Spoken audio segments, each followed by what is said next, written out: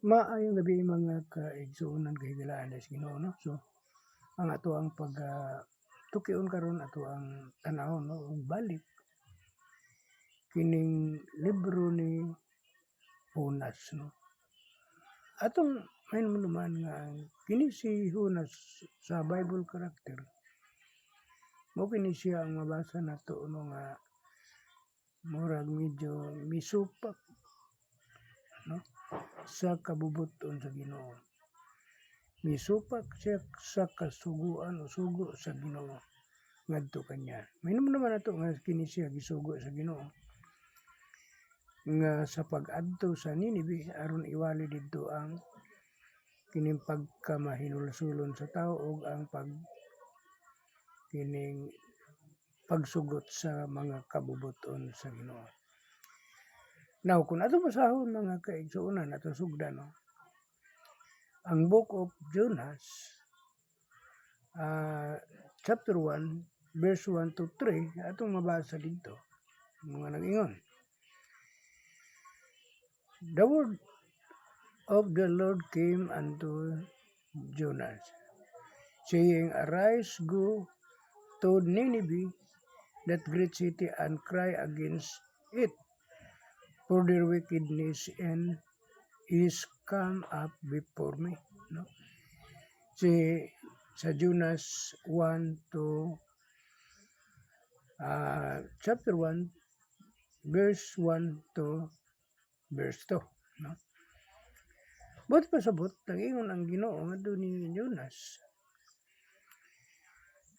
Tumindog ka, Jonas, og adto ka sa Ninive aron ipahibalo ang akong mensahe sa paghinulsol. So, pawalihon lamang siya dito about the repentance.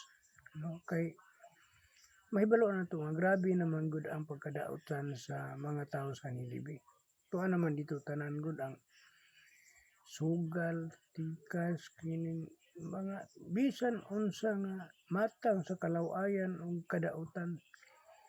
Tuwa na dito di naabot sa Ginoo, naabot sa Dios ang mao nga mga kadautan sa mga tao mo tung ang iyahang napili nga suguon sa pagwali didto aron unta maghinulsol si Jonas no.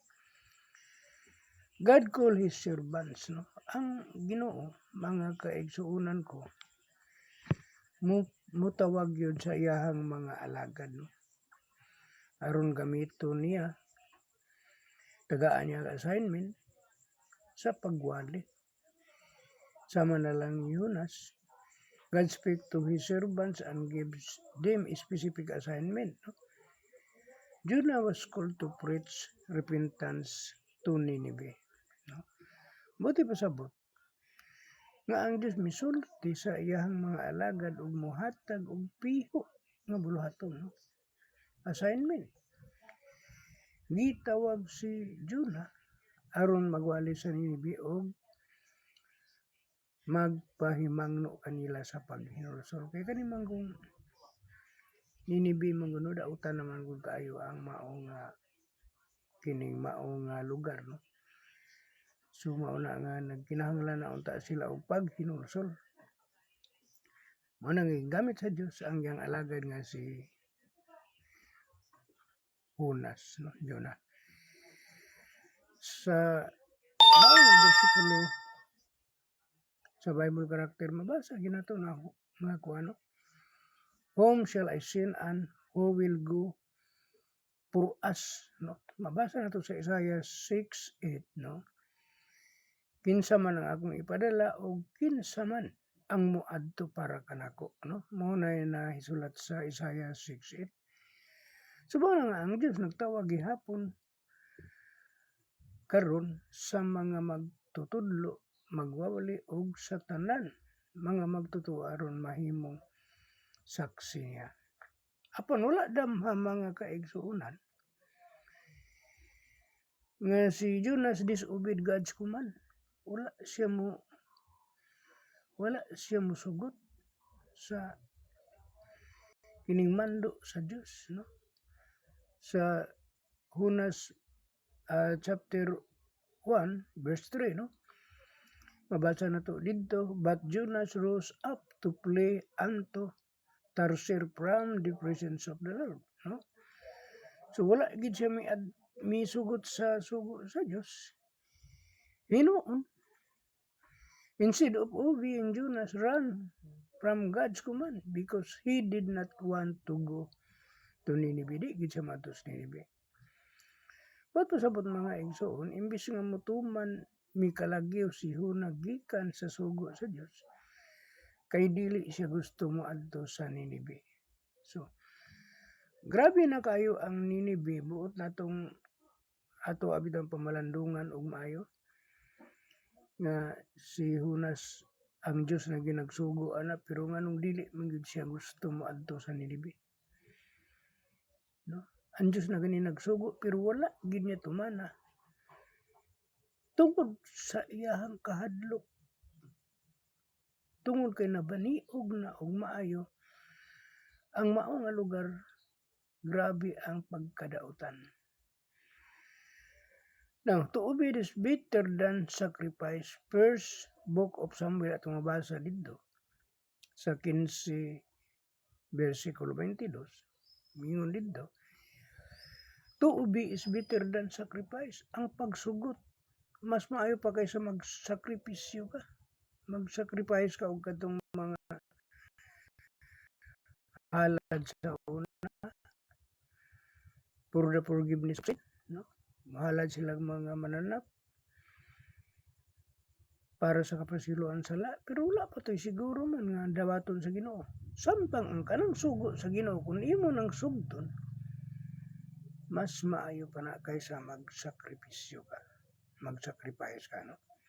Dili na to mataguan ng Dios, no? Dili man ta makahimong mutago ta sa Dios. Ang tinuod nga pagsimba naglakip sa pagtuman sa iyang kabuhaton. Kung dili nimo tumanon ang iyang kabuhaton, doon lagi mahitabo nga pantunon ka, no? Muhatag gid siya og kanang kini unsay tawag anang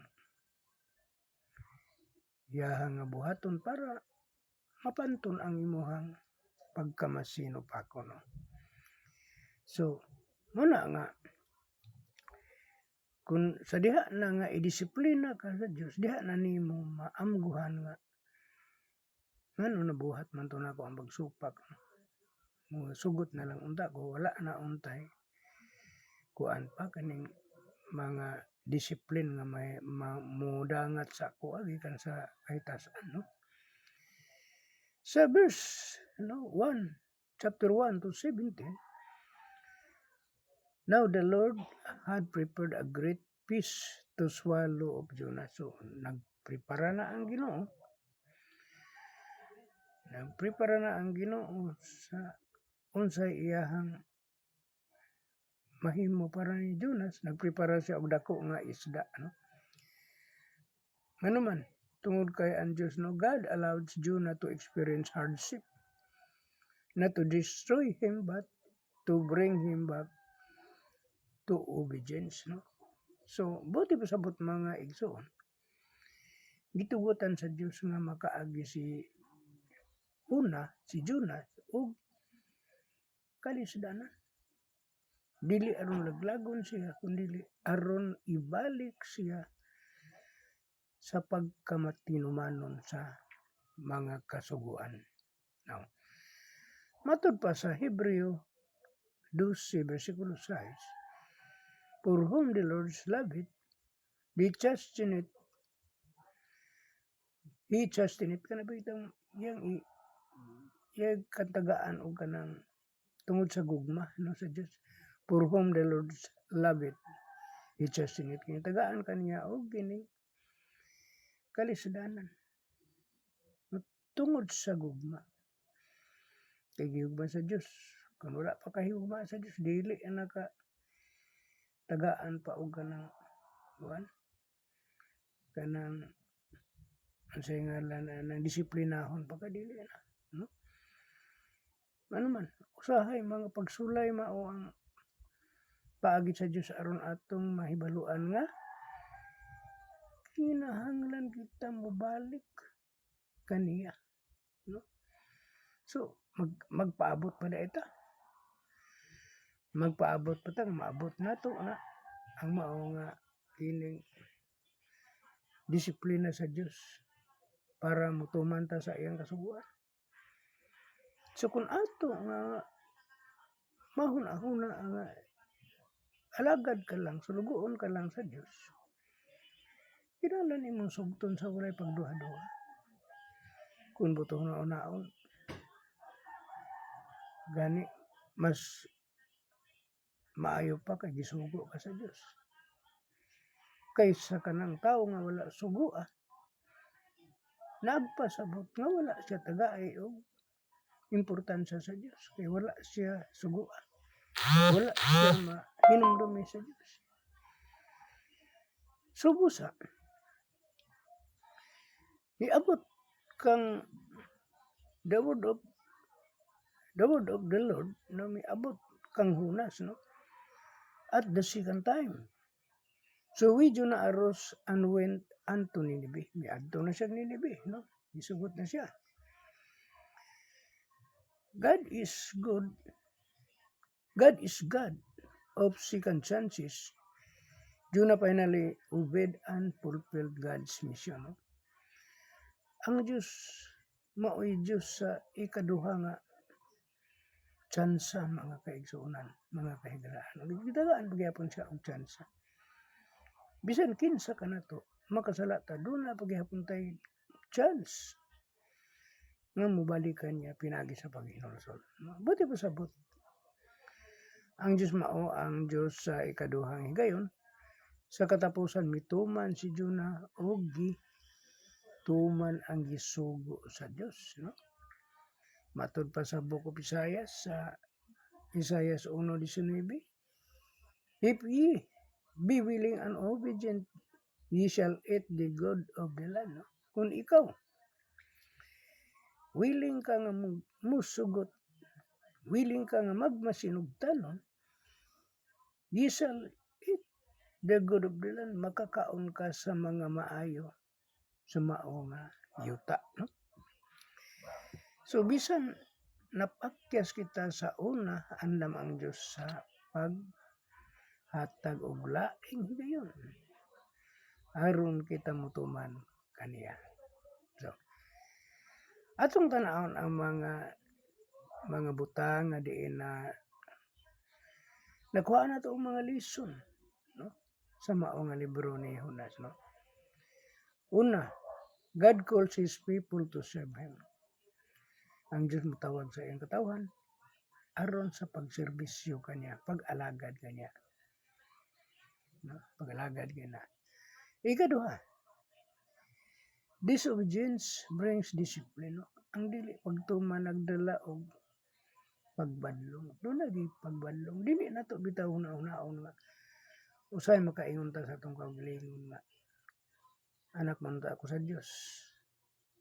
Ang akong amo ang Diyos, gamhanan kayo. Pero nganong itugot siya nga ni ako sa kalisod. Di ba? Usay makaingon ta niya na. Doon ay mga pagmahay nga moabot sa ato ang una-una tungod sa kalisod na lang. Pero trial lang na, pagsulay lang na, no?